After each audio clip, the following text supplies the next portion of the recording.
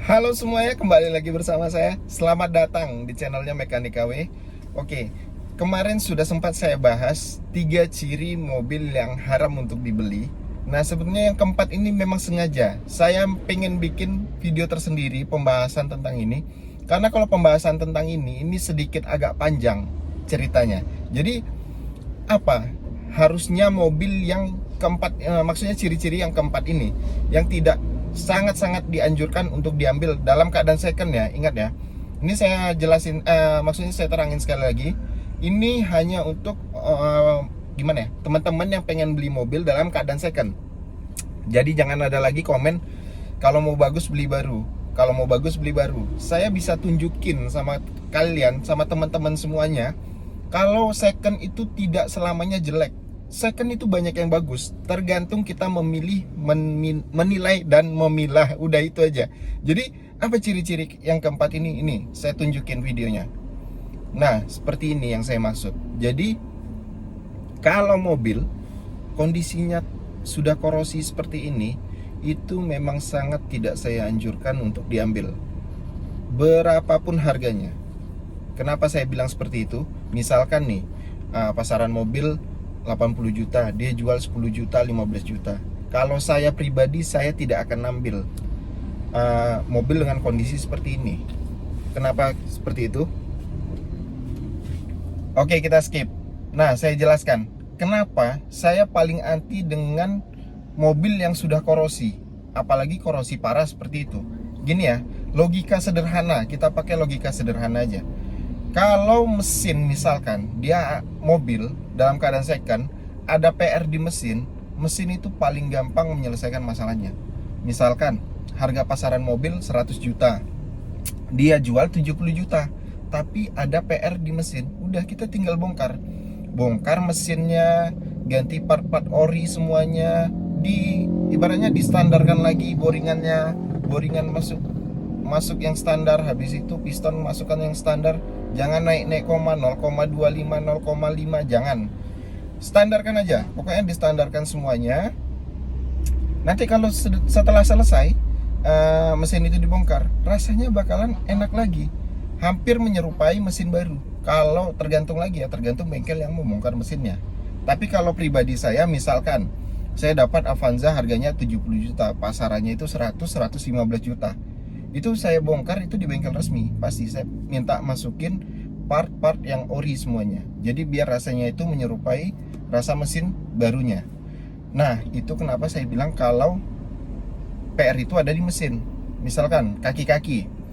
Kalau kaki-kaki, dia perbandingannya berapa ya? Dia harus ada spare dana. Kalau untuk kaki-kaki itu wajar. Kenapa saya bilang wajar? Karena namanya juga mobil second. Kita nggak tahu kapan mobil itu masuk lubang, kapan mobil itu misalkan dia sporingan terakhirnya kapan, habis itu tirot long tirotnya terakhir ganti kapan, kita nggak tahu di sana kan. Nah, kalau misalkan dipakai ada bunyi-bunyi sedikit itu wajar. Tapi misalkan kalau saya pribadi lagi, saya balikin ke saya, dapat mobil pasaran 100 juta lagi, kita ambil angka rata-rata aja 100 juta, saya dapat mobil itu di 90 juta, 5 juta itu pasti saya habiskan untuk perbaikan kaki-kaki. Shock breaker saya ganti, kalau bisa steering rack saya ganti, shock breaker belakang diganti, link stabil, T-rod, long T-rod atau rack end semua ganti. Rasanya tuh bakalan enak lagi mobil itu. Saya bisa jamin pasti. Kalau perlu busing kapak-kapak semua diganti. Jadi enak gitu. Jadi busing lower arm, upper arm semua, kalau mobil yang udah pakai upper arm ganti aja semuanya. Dialokasikan 5 juta, 6 juta, 7 juta untuk kaki-kaki, dia bisa nyaman lagi gitu. Tapi kalau masalahnya seperti korosi tadi, itu mau diapain aja rasanya udah bakalan gak sama. Contoh misalkan, oke, kita ganti lantai aja. Ganti lantai habis berapa? 60, 50, anggap 50 juta habis ganti lantai. Dia beli lantai ori, dimasukin lagi, terus las lagi semuanya, di repair lah. Ketika naik mobil ke cucian, apalagi dapat cucian yang X, tipe X gitu kan, ketika kita terawang, wah ini bekas repair ya, keadaannya tidak sesempurna seperti barunya.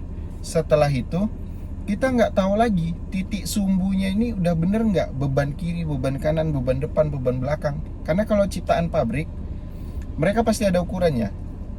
Titik sumbunya diukur dari titik sumbunya, beban ke depan berapa, beban ke belakang berapa, dari titik sumbu roda itu beban masing-masingnya berapa. Nah, kalau sudah di repair, diganti manual dengan ya perhitungan manusia, saya nggak menyepelekan ya, tapi memang kalau sudah pabrik yang mengerjakan, mereka pasti sudah banyak perhitungan. Tapi kalau misalkan kayak kita dibawa ke bengkel cat, ke Top Magic atau lain sebagainya, pasti hasilnya tidak menyerupai bikinan pabrik. Nah, itu yang jadi masalah.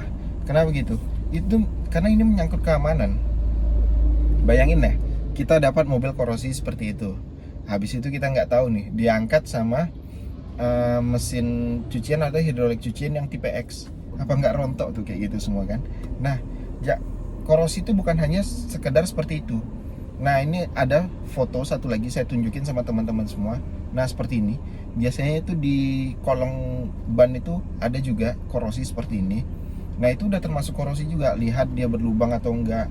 Dan sering ya saya ingatkan sama teman-teman, apalagi melalui video saya di TikTok, kalau ngecek korosi itu jangan hanya di sasis, lantai dan lain-lain. Perhatikan juga di tangki bahan bakar. Nah, biasanya di sana itu malah riskan, dia banyak tempel-tempelan. Kita pokoknya wajib curiga lah kalau tangki bahan bakarnya itu sudah banyak tempelan, sudah banyak bekas las-lasan, habis itu udah banyak timbun-timbunan dari plat-plat. Kita harus gimana ya, memilah lagi lah, cari lagi mobil yang bagus lagi. Saya nggak bilang ya ini second jelek, itu nggak pernah saya bilang second jelek. Seperti di awal video tadi, second itu banyak yang bagus. Saya aja ngambil mobil second, tapi memang betul-betul saya cari kondisi semuanya, dalam segi semuanya.